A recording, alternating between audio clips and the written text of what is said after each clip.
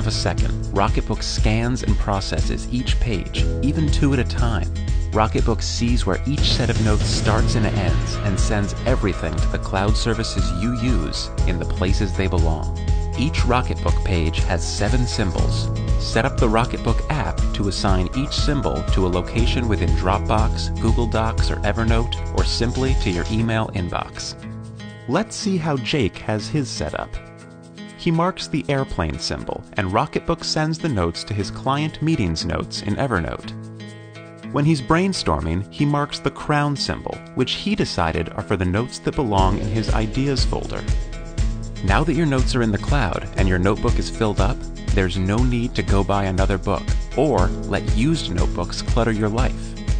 Rocketbook has you covered. Here's how you can use the same Rocketbook over and over by erasing it after each use with the mere push of a button. Take your notes using Friction Pilot pens, available in many office supply stores and Amazon.com. Friction Pilot ink turns clear under heat, and the Rocketbook is specially designed to be microwave safe. That means you can reset Rocketbook in your microwave faster than it takes to warm up a cup of coffee. And who doesn't like to start the day with a fresh new notebook? The utility of the cloud and the joy of pen and paper. That's Rocketbook.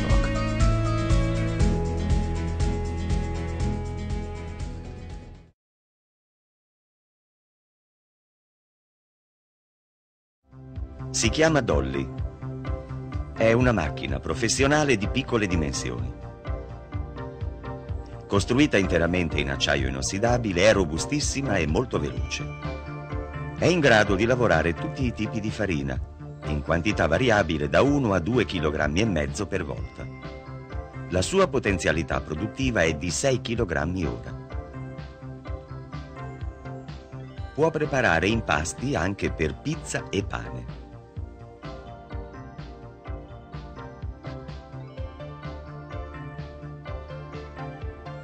La semola di grano duro è particolarmente indicata per produrre pasta di buona compattezza.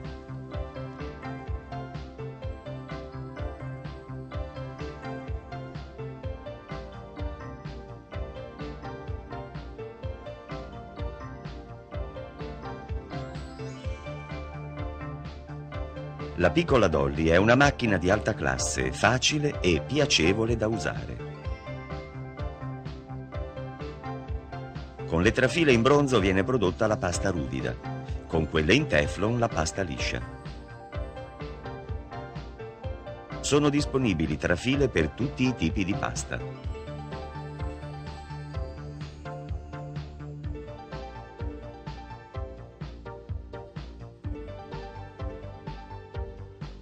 La pasta corta viene prodotta con l'ausilio di un coltello rotativo.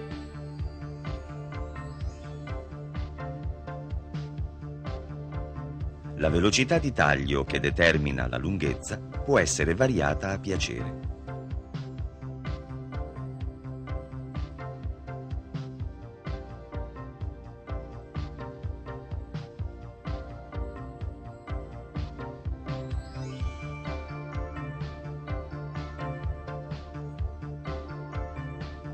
La Dolly produce anche pasta sfoglia per la raviolatrice manuale, che viene fornita come accessorio opzionale.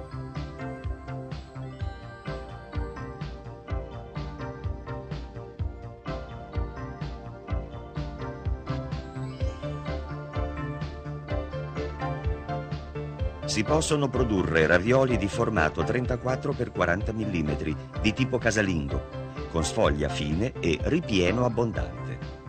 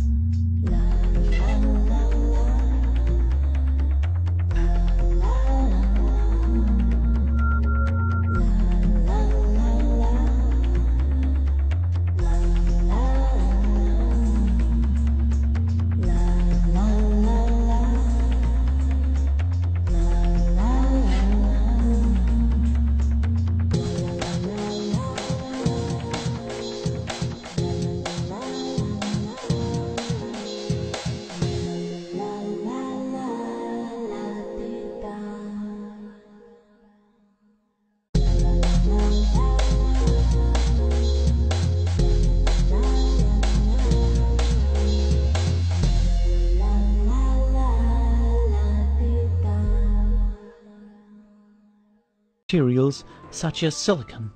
Silicon is a quadrivalent element. Consequently, a silicon atom has 4 electrons in its outermost shell, which are called valence electrons. Each valence electron of a silicon atom wants to connect with another valence electron of another silicon atom. This will happen to all valence electrons, and they will form eventually strong bonds with no free electrons available to provide an electric current. Impurity atoms are incorporated into the material to increase conductivity. This procedure is called doping. Doping is, for example, possible with pentavalent elements such as phosphorus, but it can also be realized when trivalent elements such as boron are used.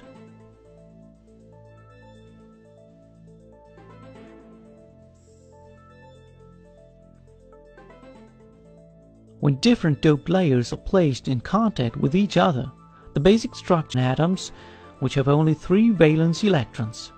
That way, holes are created. A free electron of the n-type layer is recombining with the hole of the p-type layer, resulting in a hole in the n-type layer. This will happen to other electrons.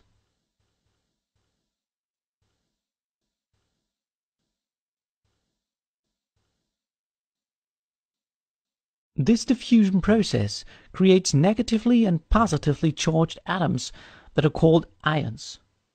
The electric field created by these ions opposes the diffusion process for electrons into the other layer. Now, let's see what the structure of a transistor looks like. A transistor is made up of 3 layers of a semiconductor material which have been doped differently. An NPN transistor consists of a layer of p-doped semiconductor material sandwiched between 2 n-doped layers. The n-doped layers contain free electrons. They are called collector and emitter. The base is very thin, and it contains holes that are also called defect electrons. The blue layers represent the electric fields that oppose the diffusion process of electrons as mentioned before. Under these conditions, the transistor acts as a barrier that prevents current from flowing, no matter how high the voltage between collector and emitter. However, if a voltage is applied between base and emitter that is high enough, electrons overcome the resistance of the electric field and move into the base layer. Recombination of electrons and holes occurs instantly in the base layer, but most electrons will not find a hole and are pulled towards the collector layer. Consequently, a flow of current between base and emitter as well as between collector and emitter takes place. The current will continue to flow for as long as the voltage between base and emitter is high enough. Let's have a look at a real-life example. This is a very simple circuit where the light is switched on and off dependent on the ambient light. The power source is a battery. The transistor is used as the switch. The resistance of the photoresistor decreases with increasing ambient light intensity. Furthermore, a light bulb has been installed that automatically lights up when it gets dark. Let's see this circuit from a bird's eye perspective. The current is split between the branches. As the resistor's resistance is very high, the base receives only a small current. Most of the current is flowing towards the collector-emitter junction, which is currently non-conductive. The photoresistor's resistance is low as long as ambient light falls on it. When ambient light decreases, the resistance of the photoresistor increases, which means that eventually the voltage rises to a level that allows a flow of current across the base emitter junction. The light bulb will light up because a high current is flowing right through the collector-emitter junction. That way, a low current through the base emitter junction will control a high current flowing through the collector-emitter junction without movement of mechanical parts.